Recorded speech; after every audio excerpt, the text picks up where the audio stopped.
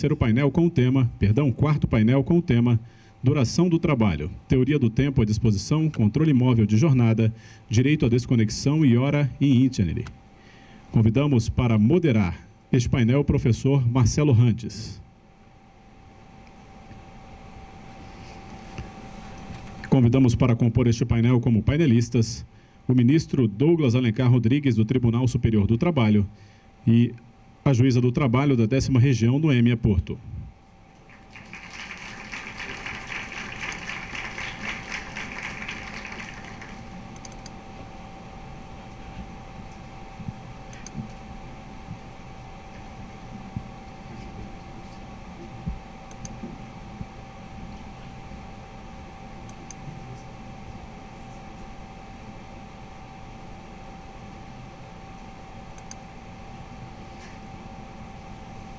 Para início dos trabalhos do quarto painel, tem a palavra o professor Marcelo Randes. Professor Maurício Randes.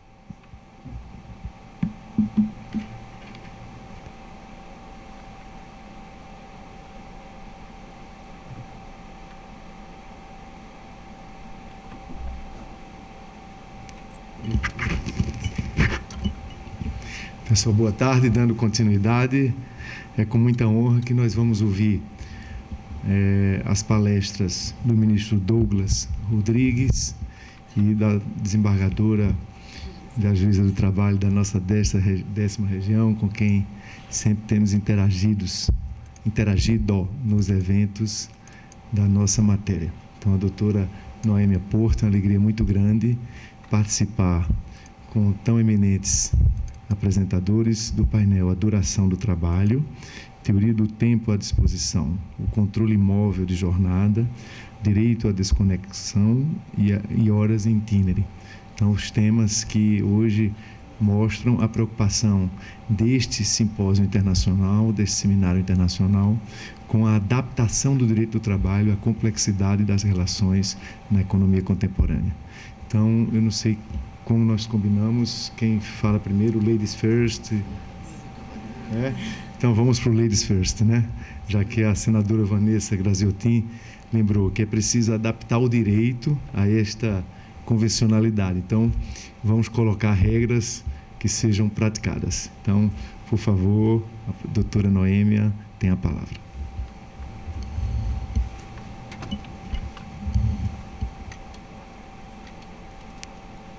Acho que agora foi.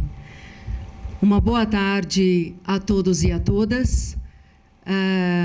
Eu gostaria, em primeiro lugar, e eu acho que isso é importante no evento como esse, de parabenizar o IDP, porque um evento dessa magnitude e que traz para o centro do debate, para o centro da reflexão crítica, temas importantíssimos para a tentativa de se compreender o que a gente pode chamar de um mundo do trabalho profundamente transformado e complexo, é digno de louvor. E aí, nesse sentido, eu gostaria especialmente de agradecer ao ministro Ives Gandra, que, de maneira profundamente engajada, se dispôs a organizar essas atividades, e o mais importante do que isso, primando pela participação plural de diversos interlocutores nos temas que nos foram propostos.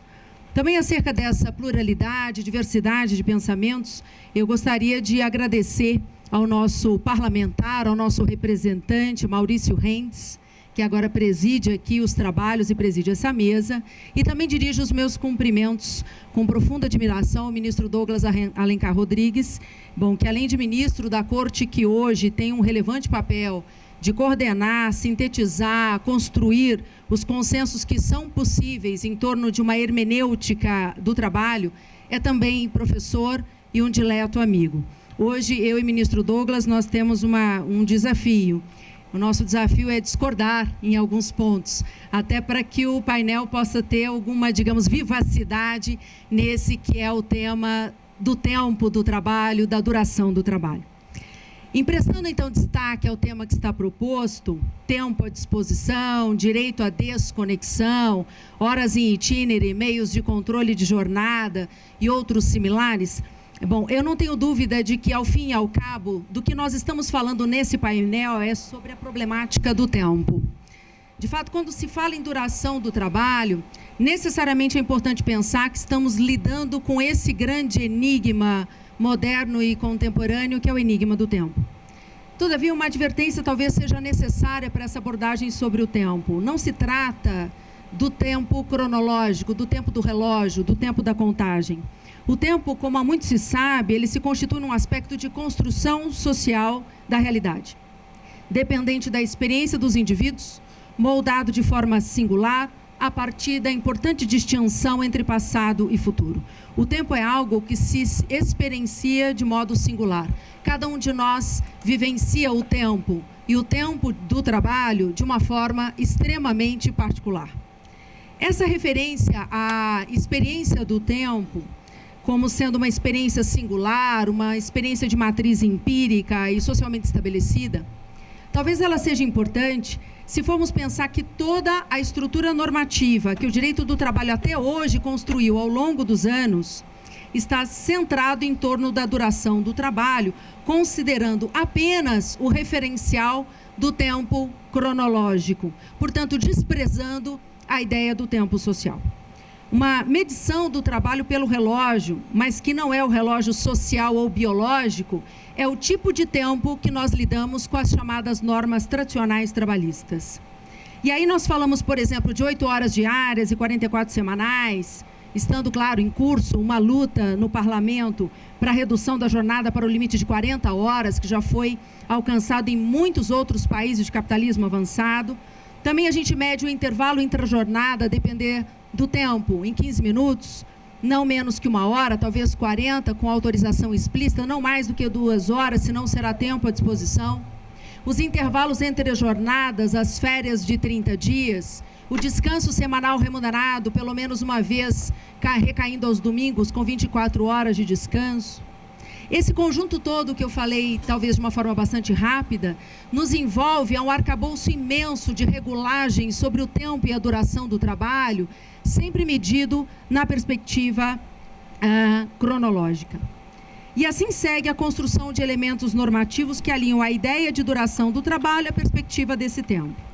E, aliás, quando se fala de duração do trabalho, como nesse painel, certamente nós estamos diante de um tema de grande envergadura, porque, como é de conhecimento de todos os senhores, os temas da jornada e da remuneração, historicamente, estiveram na luta dos trabalhadores por melhores condições de vida e de trabalho. Mas, considerando a finalidade proposta para esse evento, que é justamente o de pensar, para além dos limites triviais, os problemas que permeiam o mundo do trabalho, eu vou insistir nessa aliança entre normatividade jurídica e tempo cronológico para lançar os questionamentos sobre se esse referencial, isto é, o do tempo cronológico, ainda é suficiente para a questão da duração do trabalho, pensando que os nossos trabalhadores são os trabalhadores da contemporaneidade. As homogeneidades, eu não nego, e as homogeneidades normativas também, elas são necessárias. Mas elas se tornam um problema quando se fecham completamente, sem o mínimo de porosidade às mutações das demandas ou às demandas sociais. Eu trago para esse raciocínio 2 exemplos bastante concretos.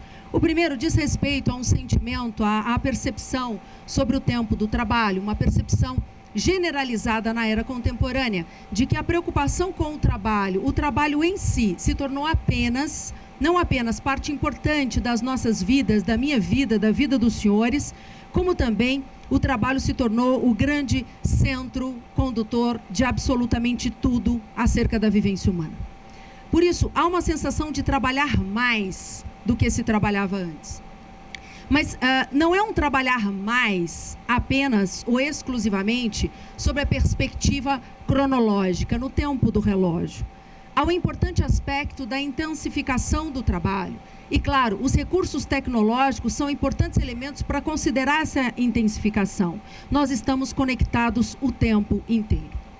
Com essa intensificação, parece que, supondo que alguém trabalhe apenas 8 horas diárias e 44 semanais, porque aqui vale um grande parênteses, todas as estatísticas revelam que, ao contrário do que o senso comum indica, o trabalhador brasileiro é um trabalhador de muitas horas extras. Ele não é o trabalhador das 8 horas diárias e 44 semanais, fechando parênteses. Mas ainda que nós estivéssemos com um trabalhador e nós mesmos no limite de 8 horas diárias e 44 semanais, há uma sensação de que se trabalha muito mais do que o trabalhador de 8 horas da década de 70. E essa, digamos, disparidade, essa intensificação do trabalho, ele não parece ser compatível com as medidas normativas, inclusive as medidas legislativas, para a discussão da duração do trabalho e dos seus limites. A homogeneidade no tempo cronológico tem desprezado a heterogeneidade relacionada à duração do trabalho.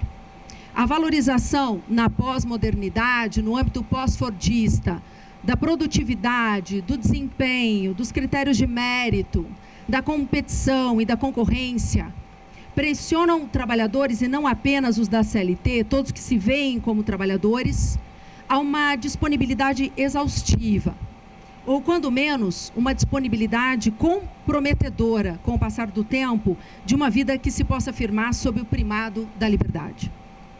E talvez, como destacou antes de mim o professor Joaquim Rey, estejamos com padrões de solução fordista para lidar com o mundo do trabalho profundamente transformado e pós-fordista.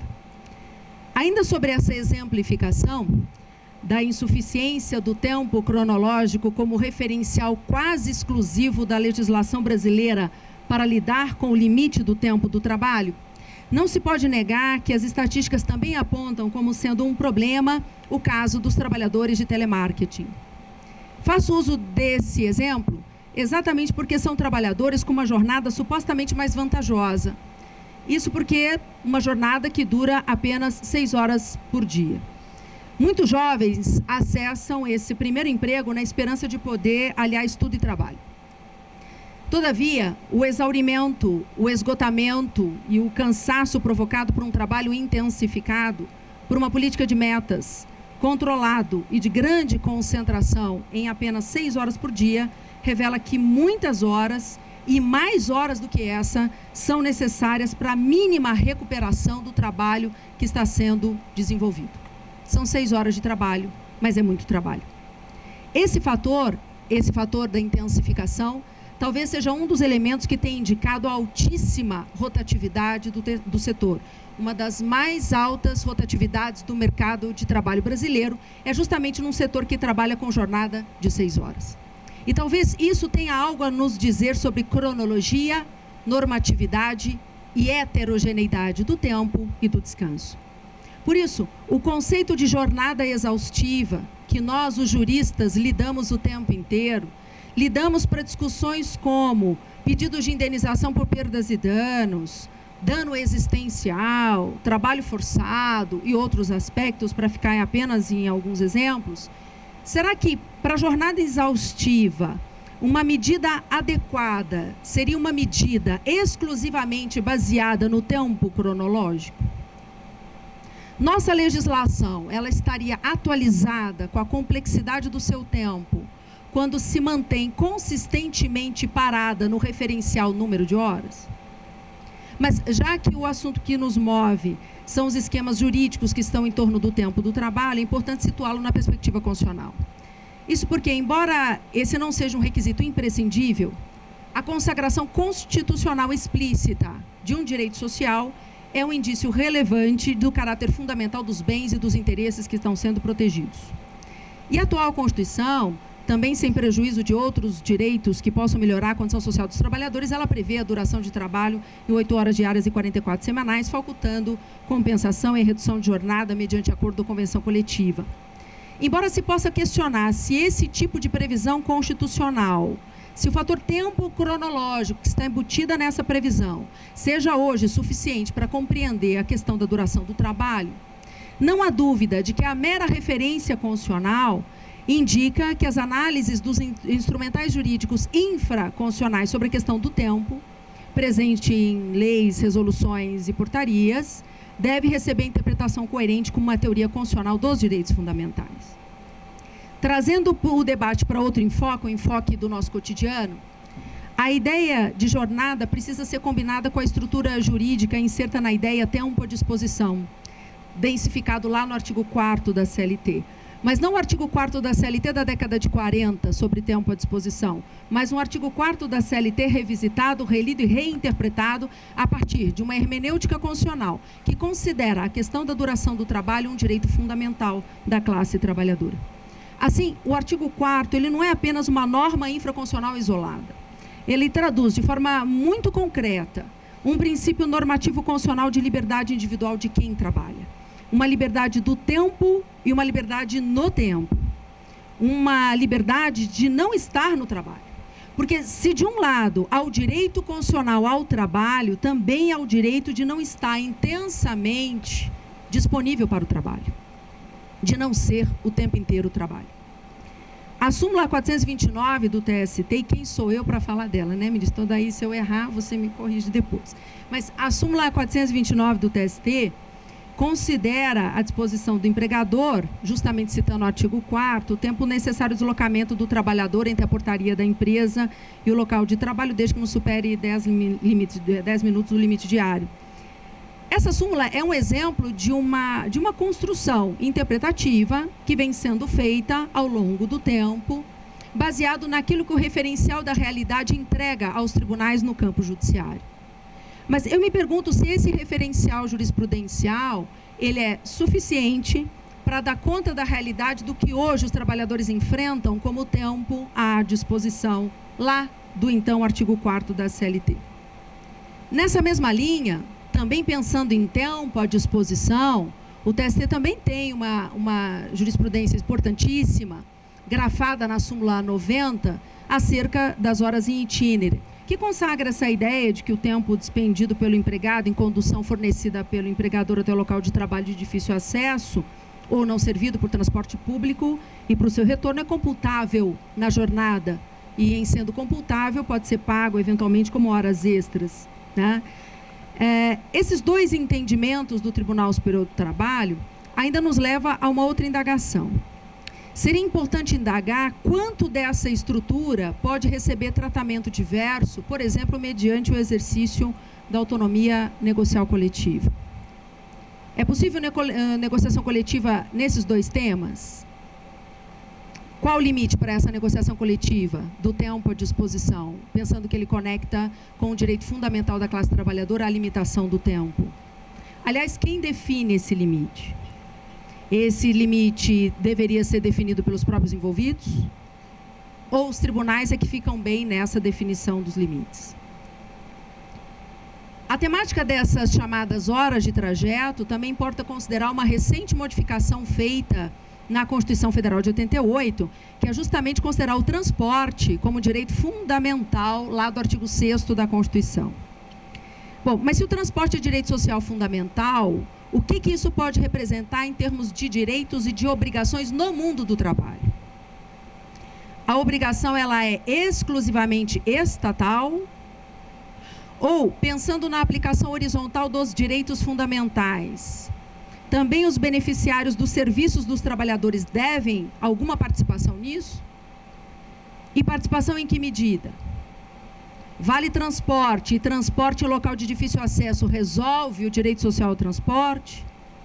Nesse caso, é certo que quando a Constituição alberga um princípio estruturante, como o do Estado Democrático de Direito, isso tem um significado prático. E um desses significados é justamente deslocar-se a atenção para a sociedade civil organizada. Daí porque os direitos que estão constitucionalmente previstos, eu não posso mais falar de direitos e obrigações exclusivamente no campo dos indivíduos ou do Estado. Há de haver um compromisso generalizado da própria sociedade civil com a Constituição. E no campo do trabalho, como fica o transporte? É claro que quando a gente fala de obrigações dos contratantes, vem à tona a questão da economia, a questão econômica, e que não é desprezível. Não é desprezível a questão do custo da produção. Mas, em termos constitucionais, custo econômico, ele nunca pode representar uma barreira intransponível à ideia normativa de que é necessário pensar na efetividade dos direitos. Porque eu digo que a efetividade dos direitos estiver condicionado com a economia, o direito deixa de ser direito, ele passa a ser economia. E a gente passa a ter uma hipertrofia do sistema econômico com grave comprometimento da autonomia do sistema jurídico. E, evidentemente, aos juízes e aos tribunais, a grande vocação dos juízes e tribunais seria justamente de dar respostas concretas a casos específicos. Os juízes não são e não deveriam se aventurar a serem articuladores da economia. Não lhes cabe esse papel, pensando na estrutura da separação de poderes. No campo da inovação normativa, o mundo jurídico trabalhista ainda está em processo, eu diria, de adaptação com a inovação do artigo 6º da CLT, trazido pela Lei 12.551 de 2011. São 4 anos, eu sei, de distância, mas a gente ainda pode se reconhecer num processo de adaptação do que aquele artigo 6º significou para nós. Em termos legais e inovadores para a legislação brasileira, não se distingue entre o tempo realizado no estabelecimento do empregador, o executado em domicílio do empregado, o realizado à distância, desde que estejam caracterizados os pressupostos da relação de emprego. Assim, os meios telemáticos informatizados de comando, controle e supervisão, que se equiparam para fins de subordinação jurídica aos meios pessoais e diretos de comando, controle e supervisão do trabalho alheio. Ora, reconhecido legalmente que os meios telemáticos e informatizados de comando, controle e supervisão se equiparam aos meios pessoais e diretos de comando, controle e supervisão, podem eles, quando existentes, ser considerados também como mecanismos reveladores da disponibilidade do trabalhador em relação ao trabalho, inclusive para fins de cômputo de jornada? E outros questionamentos a gente poderia continuar fazendo. Quando não há meio único, inequívoco, de controle e de externalização da jornada, isso significa que, estando dispensado do tradicional, aspas, ponto, o trabalhador não tem direito às horas extras? Ou, na verdade, o que está acontecendo é uma violação de um dever patronal de controle, para fins de limitação da jornada dos trabalhadores? Bem, numa perspectiva de consistência e coerência interna normativa, se não há mais distinção entre o trabalho realizado no estabelecimento do empregador e o executado em casa, o efetivado à distância, para finalidade de reconhecimento de vínculo de emprego, certamente esses meios de controle não servem apenas para identificar a existência de subordinação jurídica. Eles também exteriorizam a própria existência do controle de jornada, ainda que não o queira o empregador e ainda que não o trate com a maneira tradicional de controle de ponto. Esse raciocínio certamente diminui drasticamente o campo de incidência do artigo 62 da CLT quanto à ideia disseminada da exceção para os trabalhadores chamados de externos. Isso se a gente colocar de lado a discussão sobre a eventual inconstitucionalidade do próprio artigo 62 da CLT. Poder exercer controle através de tais meios possibilita dizer que, ao lado de um poder patronal, na mesma face, tensionadamente, existe uma obrigação patronal de controle, para fins de equacionar o importante dilema trabalhista entre jornada e remuneração. E essa obrigação de controle não é só uma questão de horas extras, embora as horas extras sejam, claro, um tema bastante relevante. A questão que está envolvida aqui é da própria integridade física e psicoemocional dos próprios trabalhadores. E, para além disso, quando a Constituição garante plenitude do emprego, ou plenitude das vagas de emprego, eu não consigo ter a garantia do pleno emprego do artigo 170 da Constituição se reiteradamente eu retiro horas extras do mesmo trabalhador. Porque a necessidade reiterada de horas extras do mesmo trabalhador há de indicar a abertura de novos postos de trabalho, e não o exaurimento de uma força vital que a médio prazo pode, inclusive, adoecer. As prerrogativas do empregador, dentre elas de organizar o trabalho, corresponde ou deve corresponder o seu dever de zelo quanto ao cumprimento dos direitos sociais trabalhistas. Todos esses aspectos que eu estou levantando, e reconheço, são todos eles muito controvertidos, eles têm potencializado disputas judiciais e disputas que estão atomizadas dentro do judiciário. Atomizadas porque elas estão traduzidas em incontáveis e inumeráveis ações individuais trabalhistas. E embora, quando a gente toque no tema tempo, saúde, postos de trabalho, inegavelmente nós estamos falando de questões coletivas. Mas elas estão todas atomizadas no âmbito trabalhista para, ao fim e ao cabo, resolver-se numa questão pecuniária de horas extras. Essa realidade de excesso de trabalho, também expresso pela intensificação e o controle do trabalho, que é uma forma de controle de produtividade, da disponibilidade, passaram a permear a preocupação do Tribunal Superior do Trabalho. Esse é o caso, por exemplo, da súmula 428, que fala exatamente que, embora a súmula diga que o uso de instrumentos telemáticos ou informatizados previstos, fornecidos pela empresa ou empregado, não caracterize o regime de sobreaviso, considera em sobreaviso o empregado que, à distância, submetido a controle patronal por instrumentos telemáticos ou informatizados, permaneça em regime de plantão ou equivalente, aguardando ordens. O que a gente nota é que esses mecanismos que já estão na CLT tão desde antigamente, como sobreaviso e plantão, deixaram de ser realidades próprias ou típicas apenas de um determinado segmento econômico. Não se fala mais da antiga rede ferroviária federal. Aliás, eu dizer o nome dessa empresa revela muito sobre o ano que eu nasci, a minha idade, na verdade. Mas não se fala mais em rede ferroviária federal. Essa generalização do sobreaviso e do plantão para outros segmentos econômicos mostra aqui a ausência de um marco regulatório importante. E esse marco regulatório não há de ser exclusivamente a jurisprudência do Tribunal Superior do Trabalho. Se ressente de um marco regulatório que seja resultado de debates plurais no âmbito legislativo sobre, afinal de contas, o que tem representado o alcance do artigo 6º da CLT. O direito de acesso a um trabalho decente, como diz a Organização Internacional do Trabalho, ou um trabalho digno, como os senhores preferirem, ele não é apenas o direito de ocupar-se. É importante a dimensão da vida das pessoas.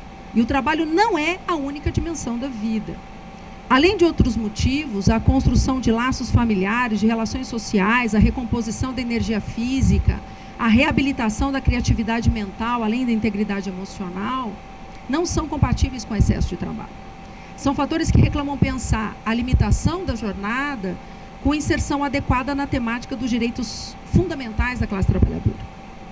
A título de exemplo, eu gostaria de citar uma notícia que circulou bastante nos meios eletrônicos, tendo como matriz inicial o jornal El País, acerca da experiência da empresa espanhola Iberdrola, do setor de eletricidade, que conta com 9.000 empregados. Não consegui acessar na notícia se são, na era contemporânea, né, 9.000 empregados, 9.000 colaboradores, 9.000 parceiros, 9.000 terceirizados, eu não sei bem qual é a classificação das pessoas, mas são 9.000 alguém, né? 9.000 pessoas que estão vinculados a essa empresa, de uma forma ou de outra. Desde 2008, empresa e trabalhadores concordaram, depois de um longo debate, em universalizar a chamada jornada intensiva.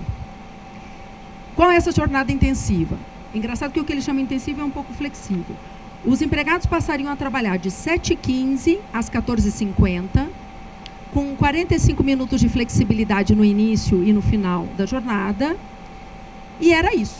E às 15 horas estamos todos no metrô, cada um para cuidar da sua vida.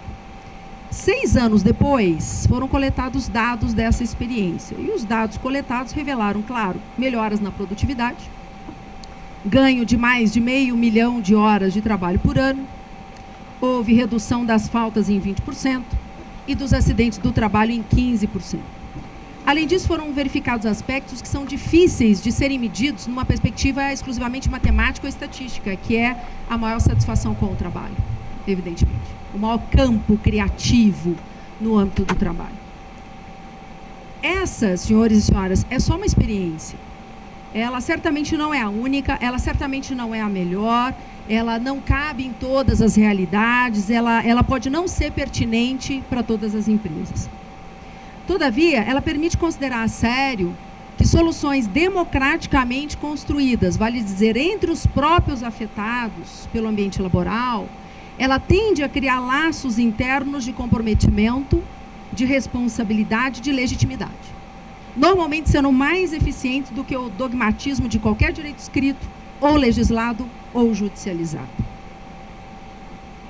Talvez muito trabalho, e aqui me encaminho para a conclusão, talvez muito trabalho que adquira o significado da relevância e de uma produtividade que não fique cega a partir exclusivamente de números, de números do que foi produzido ou de número de horas, exija exatamente menos trabalho. Dito de outro modo, o mundo contemporâneo há de levar a sério que outras dimensões da vida precisam ser desenvolvidas e são essenciais para que o trabalho permaneça, tendo algum sentido ou significado que não seja a sua mera reprodução. Muito obrigada.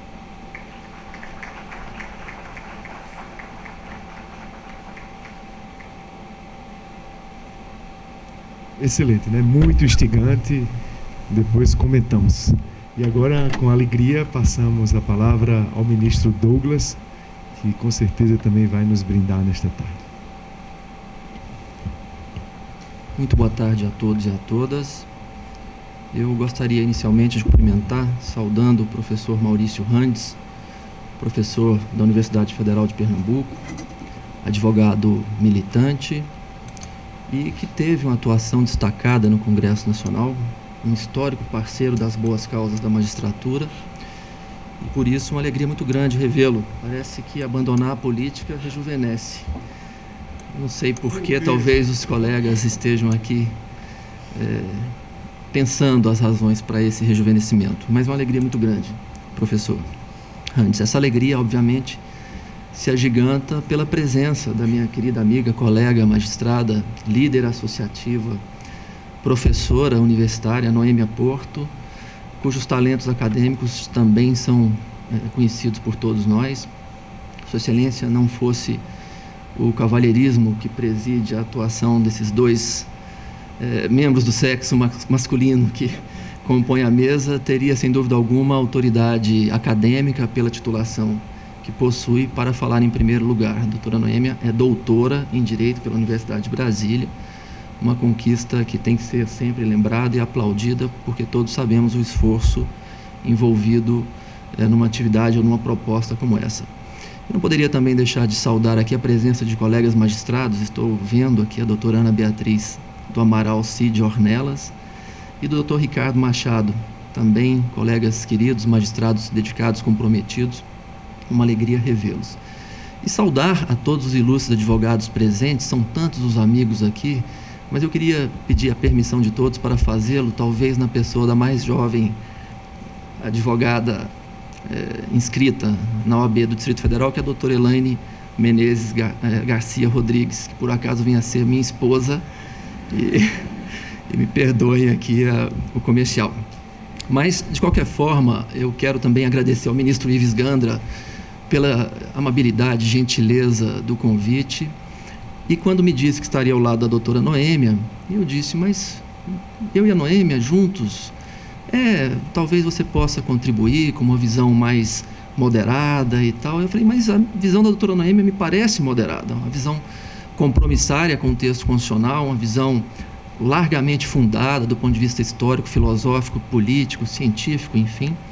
Mas já disse a professora Noêmia que nós temos que encontrar aqui algum caminho para tornar esse debate um pouco mais rico, até para que os senhores não durmam, pelo menos durante a minha intervenção. Mas muito do que foi dito pela doutora Noêmia, eu também toco aqui no resumo que elaborei para hoje compartilhar com os senhores, e eu gostaria de começar pela alusão feita ao trabalho decente. O trabalho decente, que é uma pauta implantada, sugerida pela Organização Internacional do Trabalho, e que o Brasil também abraçou. Mas o que viria a ser, ou o que vem a ser o trabalho decente, esse ideal que está posto na nossa Constituição? O trabalho decente é o trabalho prestado com absoluto respeito a todas as dimensões existenciais da pessoa, do trabalhador. O trabalho decente é aquele que se desenvolve, que se realiza, não apenas na perspectiva de se evitar discriminações que são sempre injustificáveis e intoleráveis, como aquele que se realiza também a partir do impedimento, do combate ao trabalho em condições análogas ao do escravo. O trabalho infantil também é reprovável, não se coaduna, não se compadece com essa noção essencial que é a noção do trabalho decente. Enfim, um trabalho realizado com estrito cumprimento de todas as dimensões ou gerações, para aqueles que o preferem, dos chamados direitos humanos. Vejam que o tema que nos cabe enfrentar, o tema da duração do trabalho, toca em várias dimensões existenciais do ser humano. E é por isso que nós começamos aqui a defender que só há trabalho decente quando são respeitados todos os direitos civis e políticos, econômicos, sociais e culturais do trabalhador. Quando se fala, então, em direito à desconexão, o termo parece sugerir o progresso tecnológico, a nova realidade tecnológica viabilizada pela integração mundial por meio da rede, pela internet, mas a desconexão ela é muito maior do que isso. Diz respeito, como já foi abordado pela doutora Noêmia, ao direito de não ser perturbado, ao direito de ter preservados momentos que são essenciais para que o trabalhador possa então vivenciar essas outras dimensões existenciais importantes que estão asseguradas pelos demais direitos civis e políticos, econômicos, sociais e culturais. Vejam que o trabalhador deve ter assegurada, eu insisto muito nisso, a liberdade de, quando não à disposição do empregador, quando não prestando serviço no ambiente empresarial ou mesmo fora dele, para aqueles que executam as suas atividades fora desse ambiente, ele deve ter assegurado o direito de associação, de participação nas reuniões de sua categoria profissional, o direito ao lazer, o direito à educação, o direito à própria aquisição de cultura. Isso se faz por meio da visitação a cinemas, museus, enfim. O direito à saúde, o próprio direito à saúde é um direito conexo a esse tema que nós estamos aqui tratando, que é a limitação da duração do trabalho. E esse é um tema, como já foi também lembrado, que está presente, que marca essa relação conflituosa, essa relação tensa entre o capital e o trabalho, desde as primeiras manifestações operárias, lá no início do século XIX. Não sei se todos sabem, mas a primeira Convenção Internacional do Trabalho cuidou da limitação do tempo de trabalho, jornada de 44 horas semanais e 8 horas diárias. E a recomendação 116 da Organização Internacional do Trabalho, posteriormente editada, também determinou que as nações, que são associadas ao OIT, adotassem medidas tendentes à redução da carga horária de trabalho, ajustando-a na máxima medida possível ao limite de 40 horas semanais. Mas é fato concreto, acho que todos os advogados que aqui militam, todos aqueles que estão vinculados ao Poder Judiciário, ao Ministério Público, enfim, que de alguma maneira estão vinculados ao mundo do trabalho, que a temática relativa à duração do trabalho está presente na quase totalidade das ações trabalhistas que transitam pelo Poder Judiciário. De um lado, temos o empregador tentando se apropriar ao máximo da força de trabalho, e de outro, o empregado que busca fazer prevalecer o direito à percepção do trabalho efetivamente cumprido. São as duas principais obrigações que assumem os titulares de uma relação de emprego: o empregado prestar serviços, colocar a sua força de trabalho à disposição do empregador, e o empregador, aproveitando dessa mão de obra, remunerar o trabalho prestado. Vejam que nós temos, nas ações que transitam pela Justiça do Trabalho, discussões extremamente ricas e interessantes. A limitação posta na CLT, a duração máxima de 2 horas extras de trabalho, tem sido cumprida por parte da expressiva maioria das empresas no Brasil? Quais os impactos que advêm dessa exploração para além do limite máximo legal sobre a saúde, a psique, o convívio social do trabalhador, o seu direito de obter cultura, o direito à educação, o direito a participar da vida política do país? Vejam então que não há como negar a interdependência, a inter-relação entre o direito à limitação do trabalho e as outras dimensões essenciais. Nós temos na Justiça do Trabalho um número imenso de ações civis públicas movidas pelo Ministério Público do Trabalho, buscando obter decisões que impõem obrigações de não fazer às empresas que exigem horas extras além do limite máximo de 2 horas diárias, que não respeitam o intervalo mínimo intrajornada e mesmo o intervalo interjornada mínimo, que não remuneram essas horas extras prestadas por esses trabalhadores. Temos inúmeras ações vinculadas ao poder de polícia trabalhista, autuações que são levadas a efeito pelos órgãos de fiscalização do trabalho, fundamentalmente pelos auditores fiscais do trabalho, que denotam, que evidenciam também esse sistemático descumprimento das regras legais alusivas à limitação da jornada. Temos ações civis coletivas, movidas por sindicatos, por associações que buscam o pagamento das horas extras prestadas e que são sonegadas por parte de muitas empresas aos empregados, aos trabalhadores que se ativam para além do limite legal previsto. Enfim, e isso para não falar das ações atomizadas, as ações individuais movidas também por trabalhadores que buscam receber a contraprestação devida pelo trabalho efetivamente prestado além do limite legal. E é preciso também remarcar, como ponto de partida, que o tema da duração ou da limitação da duração do trabalho, a necessidade de estrito cumprimento da legislação já positivada, é essencial, é fundamental para que nós possamos realizar esse ideal constitucional, o ideal afirmado pela OIT, do trabalho decente. Vejam também que o novo contexto de organização da produção, com a reestruturação produtiva, o emprego de novas tecnologias, estão tensionando os limites postos pela legislação consolidada. O avanço da tecnologia tem sido um fator preocupante, porque, como já foi dito, e há estudos nesse sentido, doenças profissionais, a competência constitucional assumida após a emenda constitucional 45 pela Justiça do Trabalho, nos tem permitido conhecer essa realidade de exploração da mão de obra, produzindo nefastas consequências sobre a saúde física e mental dos trabalhadores. É preciso, portanto, que se cumpra efetivamente as normas de proteção social.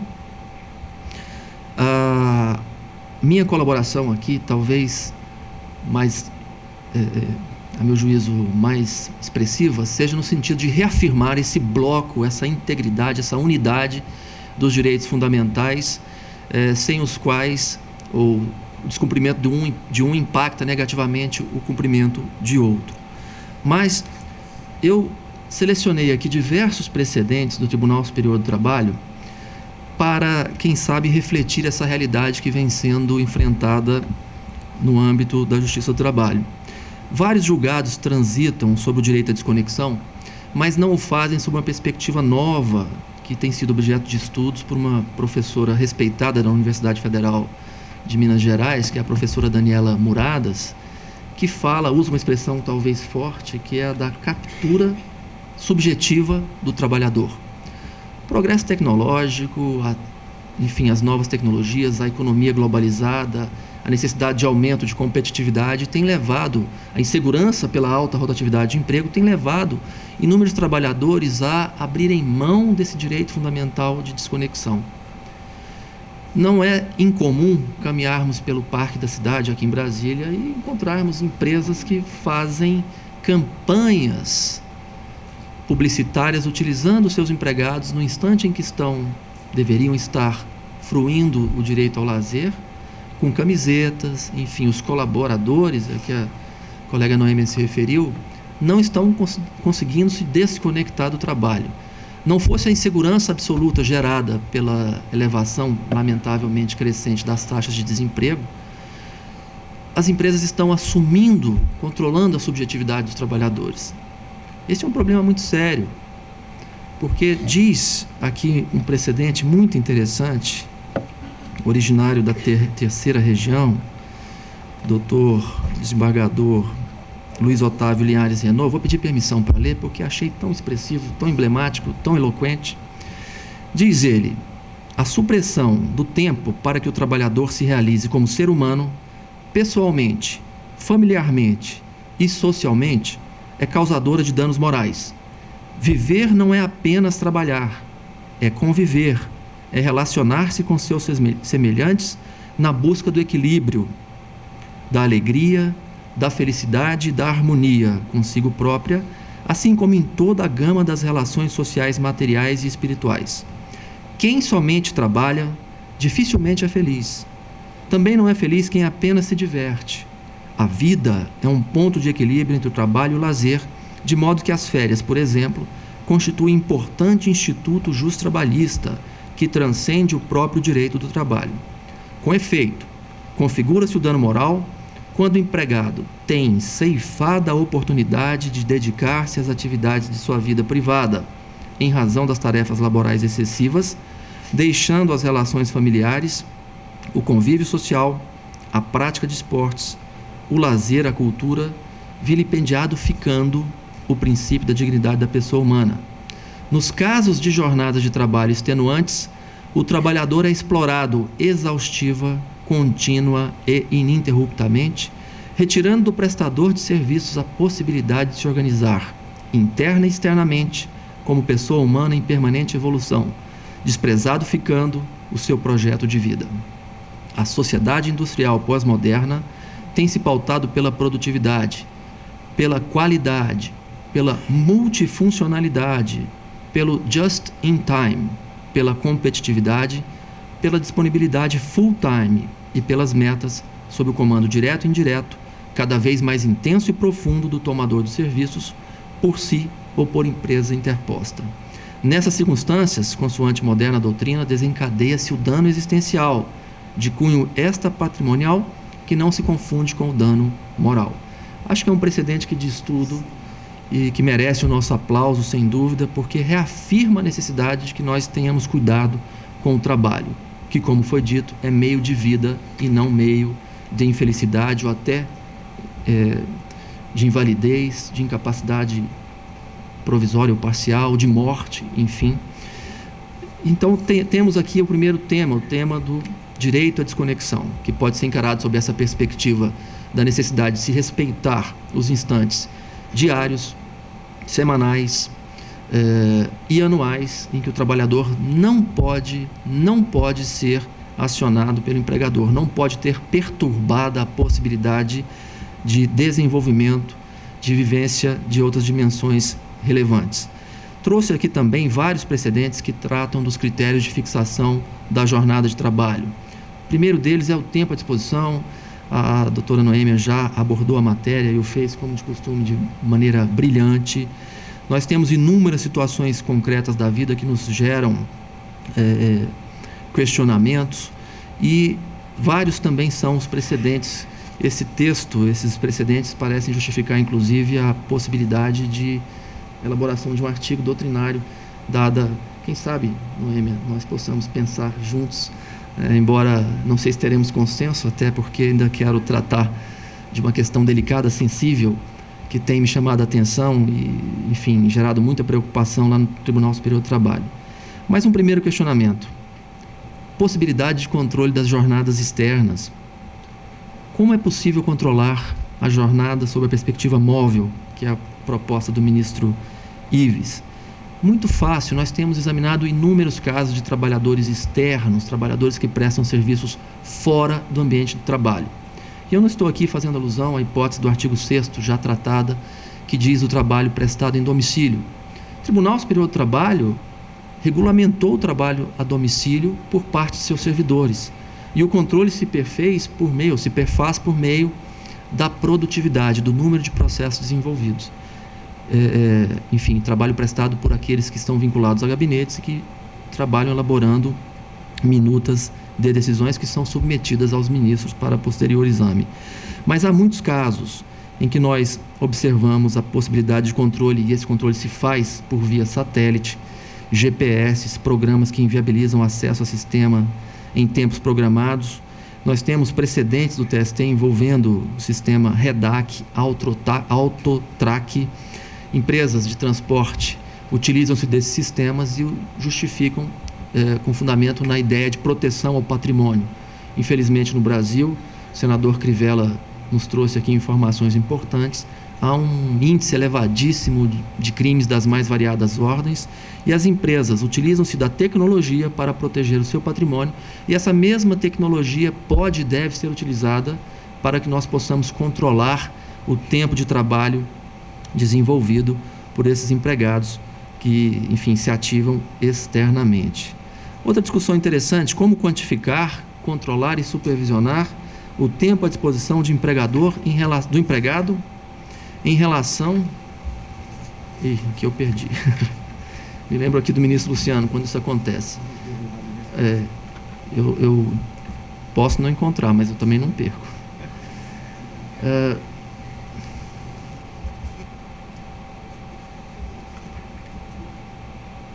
O tempo à disposição do empregador em relação àqueles que prestam serviços em domicílio. O artigo 6º não diferencia. Diz que as normas de proteção ao trabalho, inclusive aquelas relativas à duração da jornada, devem necessariamente ser também cumpridas. E, evidentemente, no mais das vezes, esses empregados que trabalham em domicílio têm o controle efetivado por meio da produtividade ou por meio tecnológico. Aqueles que desenvolvem atividades intelectuais estão, sem dúvida alguma, sujeitos à possibilidade de controle por parte do empregador. Isso, obviamente, associado à produtividade. Há muito tempo eu li um livro de um jornalista norte-americano, que dizia que o mundo era plano. O mundo é plano, Thomas Friedman. E ele explicava o que a tecnologia representou em termos de redução de distâncias. Hoje nós sofremos um impacto, inclusive psicológico disso, da inexistência de barreiras, do surgimento de um mundo virtual, e o desafio que se faz é preservar a existência real. Diziam outro dia alguns amigos que o WhatsApp nos importuna a qualquer hora do dia e da noite. Existem pessoas que estão dependentes dessa tecnologia. Isso é um problema quando se trata do trabalho. Mas vejam, quais são então esses critérios? O primeiro é o do tempo à disposição, que já foi aqui mencionado. Nós temos também o critério do tempo de deslocamento, que se soma a outra temática sugerida pelo ministro Ives, que é o tema das horas de percurso, as horas in itinere. A súmula 90 representou uma tentativa da jurisprudência de suprir uma anomia legislativa, de responder a situações novas e complexas da vida que foram surgindo e que não encontravam uma regulação direta e objetiva no direito positivo. Essa discussão sobre a súmula 90 curiosamente representa, segundo estudo de um colega também magistrado, uma tentativa vã da jurisprudência de controlar a realidade, de controlar o mundo da vida por meio de palavras. Quanto mais se regula, mais situações complexas vão surgindo e maior a necessidade de uma nova regulação. A súmula 90 conta já com vários itens e isso representa essa vã tentativa de controle, de regulação. Mas, em relação às horas de percurso, o que chama a atenção é a atuação de sindicatos, de empresas e de empregados, sindicatos de trabalhadores ou empresas que tentavam e tentam negociar coletivamente, dadas as dificuldades observadas em ações concretas, a dificuldade de se obter produção de provas precisas sobre o tempo de percurso para viabilizar uma condenação ou não, mas normas coletivas passaram a disciplinar a questão das horas de percurso. E o Tribunal Superior do Trabalho, num primeiro momento, adotou uma diretriz objetiva. Supressão de horas de percurso não é possível.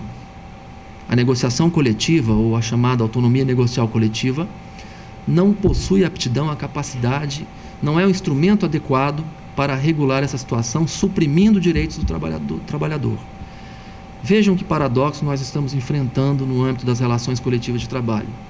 A Constituição anuncia os sindicatos como atores exponenciais, atores absolutamente relevantes no concerto das relações entre o capital e o trabalho, confere a eles o poder de reduzir salários, de regular a jornada em turnos ininterruptos de revezamento, de ampliar ou reduzir limites, incisos 6, 13 e 14 do artigo 7º da Constituição da República, mas a jurisprudência controla, interfere, intervém, limita, anula, afasta, não chancela o que é alcançado na negociação coletiva.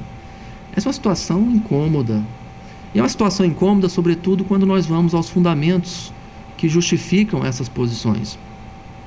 São fundamentos, no mais das vezes, que lançam mão da assertiva ou do mantra de que os direitos fundamentais do trabalhador, direitos previstos em norma estatal, são direitos que se revestem com a nota da indisponibilidade absoluta. Ou seja, pela via da interpretação se restringiu substancialmente a autonomia negocial coletiva. Normas coletivas outras foram surgindo e começaram a arbitrar, não suprimir, mas a arbitrar o tempo de duração do percurso. E a jurisprudência, então, diante desse novo cenário, passou a reexaminar a questão e elegeu um critério de razoabilidade, de ponderação, dizendo o seguinte: se o tempo arbitrado convencionado corresponder a, no mínimo, 50% do tempo efetivamente gasto, a norma coletiva será tida por válida. É um critério que prestigiou, em alguma medida, a negociação coletiva. Mas não admite a jurisprudência a alteração da base de cálculo das horas de percurso. Vejam, eu não quero aqui defender uma posição absolutamente desconstrutiva das normas de proteção ao trabalho. O meu objetivo é apenas chamar a atenção para a importância de rediscutir a autonomia negocial coletiva. E lá na 7ª turma do TST, eu começo a questionar os colegas mais experientes naquele tribunal, que participaram de todos esses debates já travados há algum tempo. E o pano de fundo, talvez os senhores já imaginem qual seja, ou a razão remota, a razão que justifica essa restrição à autonomia negocial coletiva, é precisamente a falta de representatividade dos sindicatos no Brasil. Nós temos um número grande de sindicatos que a Constituição anunciou como livres, mas que ao mesmo tempo cerceou pela regra da unicidade. Eu nem diria que é um princípio, eu acho que é um critério de restrição de liberdade. A unicidade sindical, ela restringe a liberdade sindical. É como se nós admitíssemos aqui um meio gol, uma meia gravidez, né?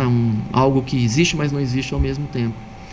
Então é um tema que precisa ser retomado, mas ser retomado na sua base, na sua origem, no seu marco zero, que é o tema da legitimidade das organizações sindicais no Brasil. A Constituição também trouxe um outro critério, ou uma outra regra problemática que explica o porquê da pulverização, da explosão do número de sindicatos no Brasil, que é o imposto sindical compulsório. Nós sabemos que o artigo 8º da Constituição anuncia que a Assembleia da categoria fixará a contribuição para custeio do sistema confederativo, sem prejuízo da contribuição prevista em lei. Essa parte final, sem prejuízo da contribuição prevista em lei, parece ou sugere o compromisso da Constituição com a preservação do imposto sindical. A meu juízo, não é bem assim. O imposto sindical tem sede, regulação infraconstitucional. E aí nós temos, me permitam aqui essa divagação, que é um tema sempre presente. O Tribunal Superior do Trabalho está sendo acusado perante a Organização Internacional do Trabalho de praticar atos antissindicais. Entre as várias questões, lança-se o do precedente normativo 119, que veda a cobrança de quaisquer espécies de contribuições a trabalhadores que não sejam associados. A leitura da Constituição me parece absolutamente insuscetível de crítica, porque a liberdade de associação envolve a liberdade de não associação. Mas nós temos um problema, é que o sindicato negocia aqueles que o fazem, porque muitos não o fazem, apenas existem para cobrar imposto sindical, para obter a contribuição sindical. Nós falamos imposto porque é um resquício da década de 30, né? Mas só existem para cobrar. Não é a nossa década.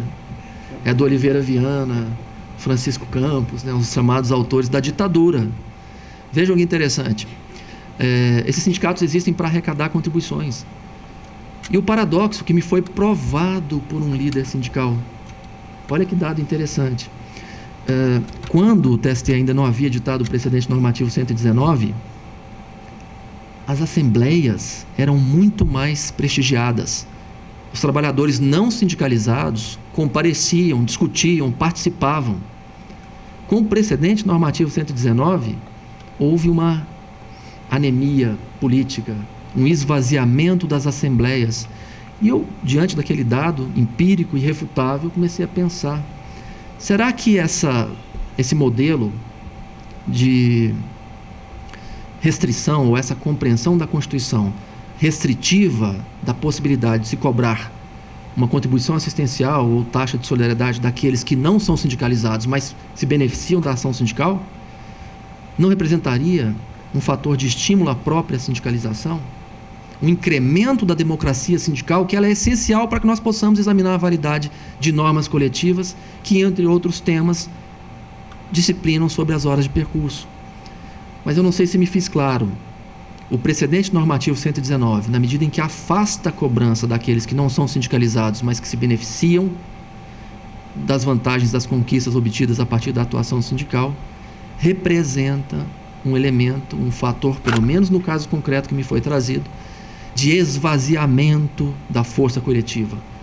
E conversando com uma professora lá na faculdade, onde eu tenho a ousadia de ensinar, ela dizia: o brasileiro não tem essa cultura de associativismo.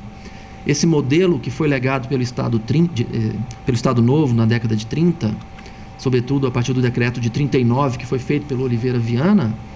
Houve um decreto em 31 pelo Lindolfo Collor, mas era um decreto light, tranquilo, que buscava induzir os sindicatos ao registro no Ministério do Trabalho. Esse modelo pareceu adequado à cultura brasileira, um país ainda que era monocultor, com elite, enfim, nós sabemos, com a tradição coronelista, um país essencialmente rural que buscava os seus primeiros passos no caminho da industrialização. Esse é um tema que tem que ser estudado, tem que ser revisitado. Me disseram hoje, doutor Ricardo, que a dissertação, a tese de doutoramento trata dessa questão. Eu fiquei extremamente interessado e empolgado em ver o seu trabalho, que parece já ter exaurido esse tema. Mas é algo que nós precisamos decidir, discutir com responsabilidade, com seriedade. E eu hoje, recebendo advogados que militam em favor de grandes centrais, eu disse: os senhores aceitam a quebra da unicidade? Mas o fim do imposto? E aí a Assembleia, com bases democráticas, observando parâmetros de razoabilidade, vai cobrar a contribuição de todos aqueles que integram a categoria, sejam sindicalizados ou não. A contribuição sindical compulsória corresponde a 1 dia de salário por ano de serviço. Isso representa 1/30, 3,33% do salário mensal do trabalhador. Sindicatos negociam, muitos conseguem obter reajustes acima da inflação, reajustes que vão a, caso concreto, 12%. Se se cobra 1% do salário do trabalhador por mês, a título de contribuição assistencial, seria razoável? Não seria? Enfim, são questões que estão colocadas e que o Brasil precisa enfrentar. Disse mais a eles: os sindicatos no Brasil devem ao Brasil. Os sindicatos são espaços extremamente importantes de defesa, promoção, afirmação e avanço dos direitos humanos na relação capital e trabalho. Os sindicatos reequilibram o jogo que é desigual na relação individual de trabalho. A importância dos sindicatos ela é inequívoca. O direito individual ele é tributário do direito coletivo do trabalho. É a luta coletiva, a discussão, os embates travados na arena coletiva que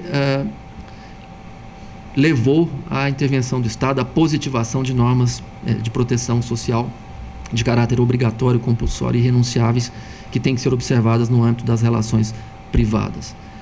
Mas eu me perdi um pouco aqui no tema, porque esse tema é fascinante. Eu peço escusas, vou voltar aqui ao critério da expectativa de convocação. E aí nós temos, sobre aviso e prontidão, a doutora Noêmia já examinou essa questão, eu não teria oposição a ela, as ideias que defendeu, mas trago também vários precedentes nesse âmbito de negociação coletiva. Eu não sei se todos sabem, mas nós temos 33 súmulas e orientações jurisprudenciais, até onde pude computar, que disciplinam o tema da duração do trabalho. Como disse a doutora Noêmia, será que é a jurisprudência que deve cumprir esse papel? Ou será que esse debate não encontraria, talvez essa assertiva seja absolutamente criticável e antidemocrática, encontraria disciplina adequada na arena representativa do Congresso Nacional?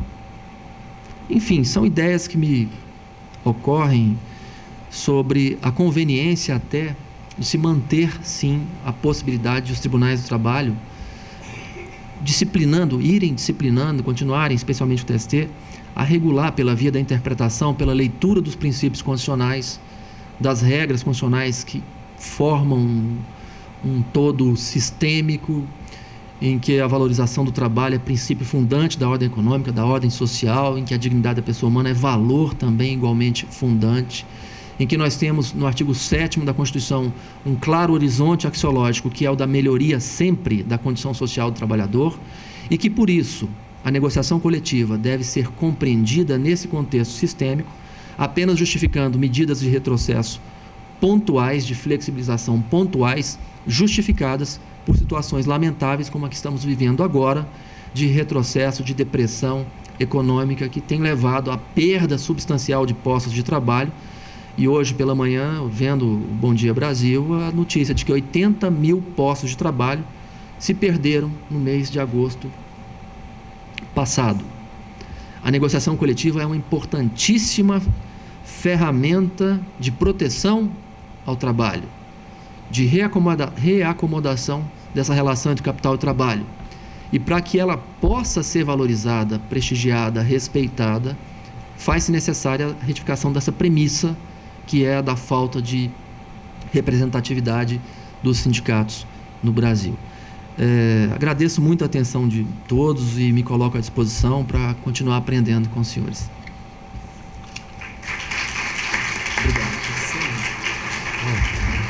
Pessoal, queria só, antes de encerrar este painel, para não atrasar o 5º painel, né, que vai ser sobre a extinção do contrato de trabalho, motivação da dispensa em massa e a dispensa discriminatória. Serão palestrantes, lembrando, Antônio Humberto de Souza Júnior, juiz de trabalho aqui da 10ª região, e Márcio Eurico Vitral Amaro, ministro também do TST. Eu queria fazer um comentário arrematante.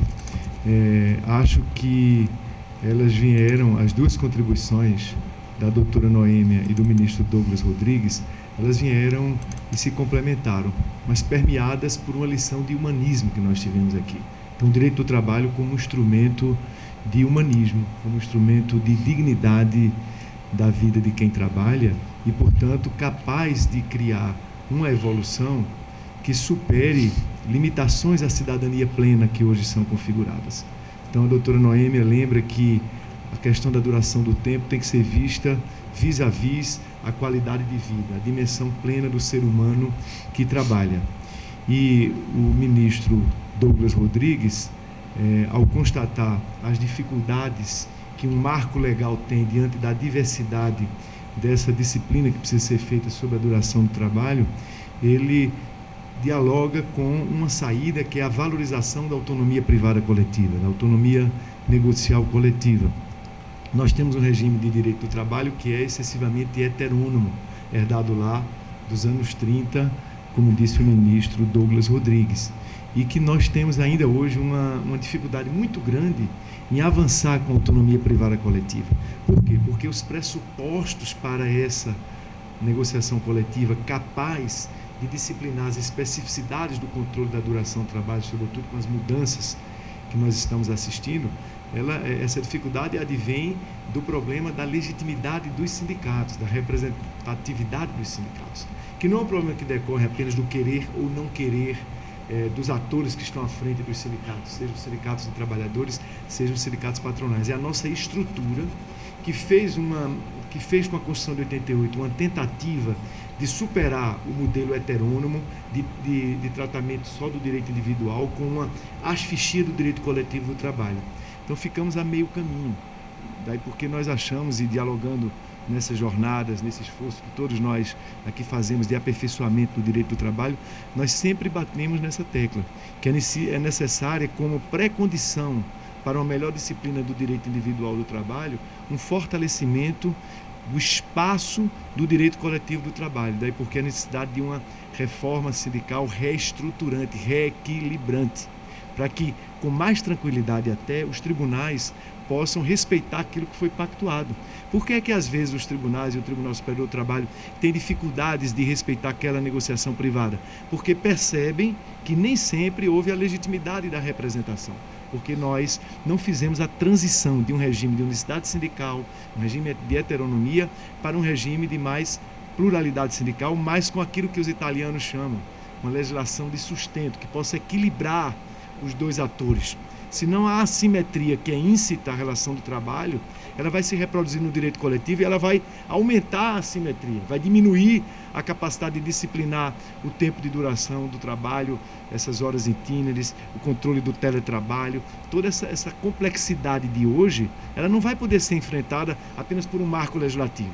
Se ela vai ter que ser enfrentada também pela negociação privada coletiva, é preciso olhar para os pressupostos dessa negociação. E os pressupostos passam por dotar o sistema do direito coletivo brasileiro de uma estrutura mais reequilibrante, para que a legitimidade da negociação do sindicato leve a legitimidade daquilo que foi pactuado sobre a duração do trabalho. Então é nesse sentido que eu identifico que a contribuição da professora Noêmia e do ministro Douglas, elas se complementam, porque ambas estão fundadas nessa preocupação e nessa sinalização axiológica de que o cidadão, a cidadã, são seres humanos plenos e que não podem ser capturados da forma como a professora de Minas Gerais, a Daniela Murato, ela faz, ela coloca com muita felicidade, né?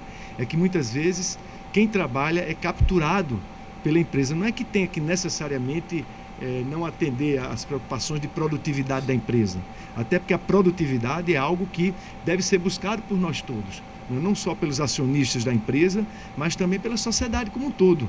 Agora, a produtividade buscada à luz da asfixia do espaço de cidadania, das outras dimensões da vida, é que não está certo. Então, como equilibrar? Muitas vezes nós mesmos, quando estamos trabalhando, somos capturados. Eu me lembro e aqui eu encerro, eu me lembro que tinha um colega de trabalho meu nesse período que eu estava no exterior, depois que deixei o mandato, que ele acordava, ele era diretor tanto quanto eu, ele acordava às 5h30 da manhã para passar um bocado de e-mail para São Paulo, tinha uma outra coisa em Viena, ele passava os e-mails para dizer que já estava trabalhando, depois ele ia lá fazer só as coisas dele.